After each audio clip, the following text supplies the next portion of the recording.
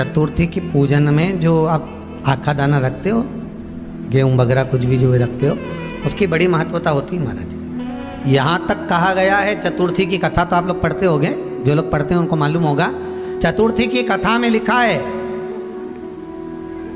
चौथ माता के व्रत में वर्णन किया गया है कि वो आखा दाना जो रखा जाता है, मान लो कोई जरूरी काम होता है तभी आखा दाना को रखा जाता है, संभाल के रखते हैं कि हम इस काम के लिए जा रहे हैं और हमारा ये कार्य सफल होना चाहिए। तो जिसने चतुर्थी का व्रत करा है, जिसने चंद्रदेव का पूजन करा, चतुर्थी का व्रत करा, वो गणेश जी से विनती करके वहां से 2-4 आखा दाना उठा ले, और जो व्यक्ति का काम अटक रहा है अपने ही घर का, पर दूसरे कुल को नहीं देना, अपने ही कुल के अंतर्गत जो काम अटक रहा है उसकी जेब में, उसके पल्लू में उस चीज को रख दिया जाए। तो चतुर्थी जो अगली आती है, जैसे आप महीने की करते हो तो महीने की, और आप जैसे करते हो कि 4 अलग बड़ी बड़ी चतुर्थी करते हो, तो उसके अनुसार आपका कार्य सिद्ध होता ही है। उस आखे दाने का इतना महत्व होता है क्योंकि चतुर्थी का व्रत करने वाली माता जब व्रत करती है तो स्वयं चतुर्थी की कथा में लिखा हुआ है कि पार्वती जी गणेश जी से चतुर्थी की कथा बचवाती। तो चतुर्थी की कथा जब होती है तो उसको स्वयं गणेश जी बाच रहे हैं। तो व्रत कौन सुन रही है? माता पार्वती। और आपने जो आखा दाना लिया वो गणेश जी के भाव से लिया, गणेश जी से निवेदन करके, विनय करके, प्रार्थना कर उसको प्राप्त किया। तो जिनकी यहाँ संपदा की कमी होती है, वैभव की कमी होती है, लक्ष्मी की कमी होती है, प्रतिष्ठा की कमी होती है, धन की कमी होती है, उसके लिए बुधवार के दिन अगर शंकर पर 1 लोटा पानी चढ़ाया जाता है तो जिन लड़कियों का विवाह नहीं हो रहा, जिन बच्चों का विवाह नहीं हो रहा, उन बच्चों के भी विवाह हो जाते हैं। हमारा वृद्धि से मतलब होता है जिस कन्या या वर का विवाह नहीं होता, 40 साल हो गए या 30 साल हो गए, या जब 28 के बाद में लड़का लड़की क्रॉस हो जाए कि 29 में, 30 में, 32 में, 34 में, 40 तक पहुंच गए और विवाह नहीं हो रहा, तब बेलपत्री के जो पेड़ होता है, वृक्ष होता है, उस वृक्ष की जो डाली होती है, उस डाली के मनकों से जो माला बनती है, बाजार में भी मिल जाती है बेल की माला, उस माला को भगवान शंकर को समर्पित कर कर बेलपत्री के वृक्ष के नीचे बैठ कर भगवान शंकर का पंचाक्षर मंत्र का जाप करना है। कौन सा मंत्र है?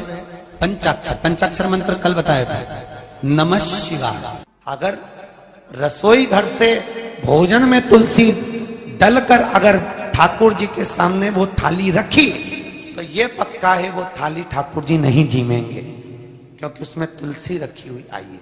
हाँ, जब ठाकुर जी के सामने थाली रखा गई और तुमने थाली रखने के बाद में मंदिर के सामने बैठ के फिर तुलसी डाली तो ठाकुर जी उसको स्वीकार कर लेते हैं। क्यों?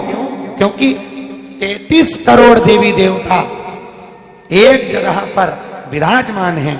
जब हम थाली रखते हैं, प्रथम देव उस भाग को ग्रहण कर ले। जब तक तुलसी डालते हैं, प्रथम देव अपनी दृष्टि हटा लेते हैं। समय होता है, एक टाइम होता है, एक पल होता है, एक घड़ी होती है कि गणेश जी महाराज हमारे घर में आ गए। गणेश जी की सबसे पहली जो आरती हो, उस आरती के समय पर अगर धूप बत्ती जलाई जाए या गोबरी को जलाकर उसमें गूगल छोड़ी जाए और गूगल छोड़ने के बाद गणेश जी का नाम ध्रुम वर्ण कह दिया जाए तो गणेश जी को तुम्हारे घर की पूजा स्वीकार करना पड़ती है। बस वो समय हम जानते। हम तो बस उतना जानते हैं कि शिव महापुराण में लिखा और मुद्गल पुराण में लिखा, गणेश पुराण में लिखा, गणेश जी का एक नाम होता है ध्रुम वर्ण। क्या नाम है?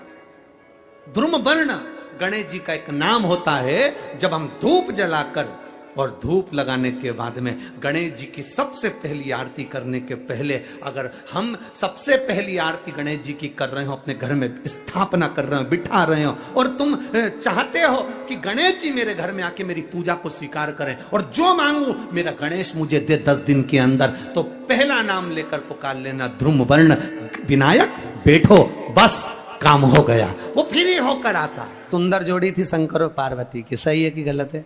कभी नहीं झगड़ते थे। इसलिए पृथ्वी पर ना तो लक्ष्मी जी के व्रत हैं, ना ब्रह्माणी के व्रत हैं, ना इंद्राणी के व्रत हैं। अगर पूरी पृथ्वी पर सबसे ज्यादा व्रत किसके हैं? माता पार्वती। तीज का व्रत किसका? पार्वती का। चतुर्थी का व्रत किसका? पार्वती का। चौथ का व्रत किसका? पार्वती का। छठ का व्रत किसका? पार्वती का। जितने व्रत है सब माता पार्वती। गणेश जी मैया को प्रसन्न करने के लिए अष्ट रूप में धारण करते हैं। 8 रूप भगवान गणेश जी ने धारण किए।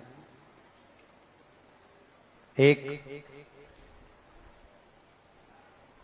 मयूरेश्वर गणेश, दूसरा सिद्धि विनायक, तीसरा बल्लालेश्वर, फिर वरद विनायक, फिर चिंतामणि, फिर गिरजात्मज, फिर भगवान गणेश विघ्नेश्वर अष्ट विनायक, फिर महागणपति।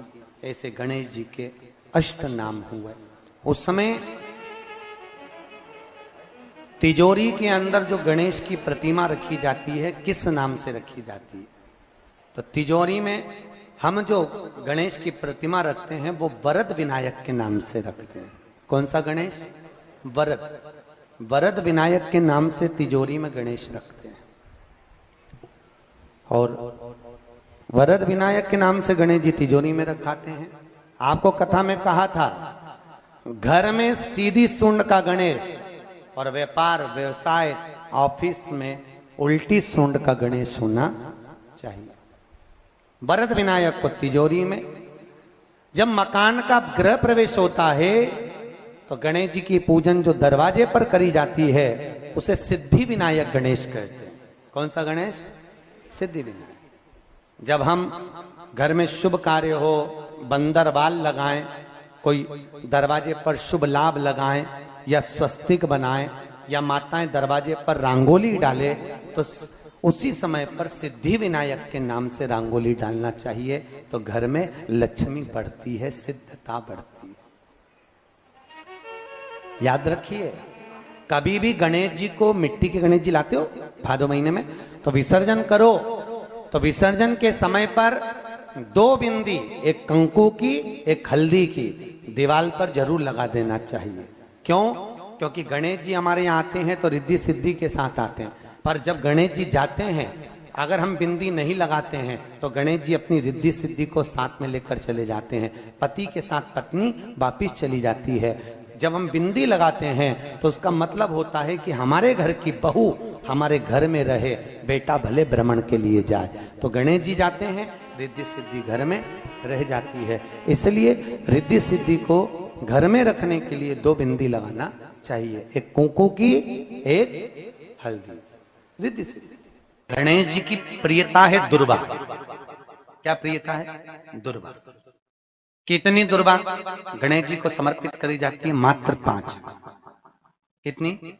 आज के जमाने में लोग गट्ठा बनाकर चढ़ा दें, वो अपनी जगह पर 5 दुर्वा पंचम इंद्रियों को वश में करने के लिए और भगवान के 5 जो स्वरूप हैं उनको अपने भीतर उतारने के लिए 5 दुर्वा। और दुर्वा में भी 3 गांठ। जब दुर्वा समर्पित करी जाती है तो उसमें नीचे दुर्वा की डंडी पर गांठ रहती है, 3 छोटी छोटी गांठें होना चाहिए। चतुर्थी का जो व्रत करने वाली होती हैं, जो चतुर्थी का पूजन करने वाली होती हैं, उनके भीतर का एक भाव होता है कि जैसे ही शाम का समय आए चंद्रदेव का पूजन करें। चंद्र जब प्रकट हो जाए, कलश भर लिया, उसके नीचे आखा दाना रख दिया, चावल गेहूं जो भी आप रखते हो पूजन के लिए, ऊपर पात्र आदि रख दिया, जलाशय, फिर अपन ने घी का दिया लगाकर पूजन भी कर ली। तो जो चतुर्थी का पूजन करने वाली होती है, जो चतुर्थी का नियम व्रत धारण करने वाली होती है, बड़ी बड़ी चतुर्थियां करती हैं या उसका नियम धारण करती हैं, तो चतुर्थी का जो पूजन करती है वो किस चीज के लिए होता है? केवल संतान, पुत्र, परिवार, हमारा कुटुंब, हम जिस कुल में हैं, हमारा कुल वैभव की ओर बढ़े, संपदा की ओर बढ़े और उसकी आयु बढ़े, उसकी आयु बढ़े, वैभव बढ़े। बहुत ध्यान दीजिएगा महाराज। चतुर्थी की पूजन में जो आप आखा दाना रखते हो, गेहूं वगैरह कुछ भी जो रखते हो, उसकी बड़ी महत्वता होती है महाराज। यहां तक कहा गया है, चतुर्थी की कथा तो आप लोग पढ़ते होंगे, जो लोग पढ़ते हैं उनको मालूम होगा। चतुर्थी की कथा में लिखा है, चौथ माता के व्रत में वर्णन किया गया है कि वो आखा दाना जो रखा जाता है, मान लो कोई जरूरी काम होता है तभी आखा दाना को रखा जाता है, संभाल के रखते हैं कि हम इस काम के लिए जा रहे हैं और हमारा ये कार्य सफल होना चाहिए।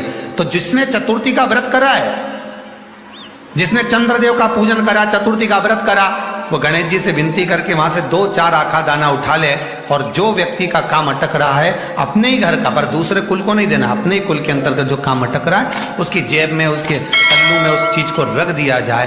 तो चतुर्थी जो अगली आती है, जैसे आप महीने की करते हो तो महीने की, और आप जैसे करते हो कि 4 अलग बड़ी बड़ी चतुर्थी करते हो तो उसके अनुसार आपका कार्य सिद्ध होता ही है। उस आखे दाने का इतना महत्व होता है क्योंकि चतुर्थी का व्रत करने वाली माता जब व्रत करती है तो स्वयं चतुर्थी की कथा में लिखा हुआ है कि पार्वती जी गणेश जी से चतुर्थी की कथा बचवाती।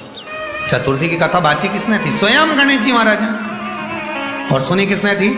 माता पार्वती। बाचने वाले गणेश जी थे, सुनने वाली माता पार्वती थी। तो चतुर्थी की कथा जब होती है तो उसको स्वयं गणेश जी बाच रहे। तो व्रत कौन सुन रही है? माता पार्वती। और आपने जो आखा दाना लिया वो गणेश जी के भाव से लिया, गणेश जी से निवेदन करके, विनय करके, प्रार्थना कर उसको प्राप्त किया। जितने आस्था चैनल पर कथा सुन रहे हो, जितने फेसबुक और यूट्यूब पर सुन रहे हो, और जितने इस छत्तीसगढ़ की पावन धरा पर बैठकर सुन रहे हो, बहुत सावधानी से सुनना। एक छोटा सा कपूर का टुकड़ा जब आरती में जलाया जाता है तो ये कपूर क्यों जलाते हैं? इस कपूर का महत्व क्या है? इस कपूर का कारण क्या है? ये कपूर है कौन जिसको हम आरती में जलाएं? क्या जरूरत इस कपूर को आरती में जलाने की? क्या जरूरत इसको यज्ञशाला में जलाने की? क्या जरूरत है इस कपूर को पूजन में जलाने की? स्वयं गुरु बाबा कहते हैं यदि कोई आरती में, पूजन में, घर में एक कपूर का टुकड़ा आरती के बाद में जब समर्पित करेगा तो उसको अश्वमेध यज्ञ का पुण्य प्राप्त हो जाएगा। अश्वमेध यज्ञ के पुण्य को पाने के लिए कपूर का टुकड़ा आज भी आरती में जलाया जाएगा। एक कपूर का टुकड़ा सुख का, इसीलिए हमारे यहाँ शास्त्र कहता है महाराज, जब आपको घर में अगर ऐसा लगने लगे कि 15 दिन से बहुत बेचैनी है, बहुत दुख तकलीफ लग रही है, कोई ना कोई बीमार पड़ रहा है, कुछ ना कुछ तकलीफें लग रही है, तो एक पीपल का पत्ता ले लो, उसके ऊपर एक कपूर का टुकड़ा ले लो, सारे घर में घुमाकर उसको दरवाजे के बीच मध्य में जलाकर रख दीजिए। थोड़ी सी जला 20 से 25 मिनट के अंदर मकान में एनर्जी वापिस आ जाएगी, उस भवन में एनर्जी वापिस प्राप्त हो जाएगी। 20 से 25 मिनट के अंदर एनर्जी वापस। लग रहा है कि यहाँ नेगेटिव है तो उसको पॉजिटिव बनाया जा सकता है। रात को 12 बजे शंकर जी के मंदिर में शिवलिंग पर चढ़ी हुई बेलपत्री को उठाकर शंकर मंदिर का शिखर देखकर चबा चबा कर खा लीजिए। आपके पांव के घुटने बदलने की जरूरत नहीं पड़ेगी, ऑपरेशन की जरूरत नहीं।